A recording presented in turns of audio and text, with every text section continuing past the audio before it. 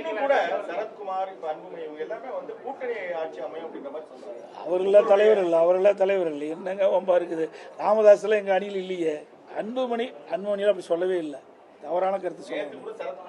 அவர் சரத்குமார் ஏங்க அவரே தலைவர் கட்சிக்கு தலைவர் சொன்னீங்களா, கேள்வி கேட்டீங்களா, பரவாயில்ல. கட்சியில் 1008 பேர் இருக்கிறாங்க. அந்த கட்சி வளர்வதற்காக கட்சியில் இருக்கிற உறுப்பினர்கள் ஆர்வமாக செயல்பட வேண்டுவதற்காக அந்த கருத்தை சொல்லுவாங்க. ஒவ்வொரு கட்சியிலையும் சொல்லுவது தானே. அப்பதானே தொண்டை உற்சாகமாக பாடுபடுவாங்க.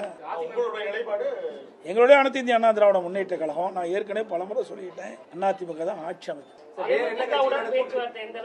சார். இன்னும் தொடங்கல சார். யார் சொல்லியிருக்கிறாங்க?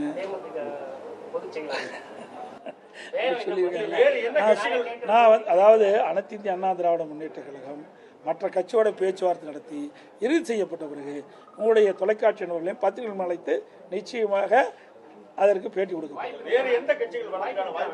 நிறைய கட்சி இருக்குது. அதெல்லாம் இப்படி ஓப்பனாக பேச முடியுமா? எது பேசணுமோ அதை தான் பேச முடியும்.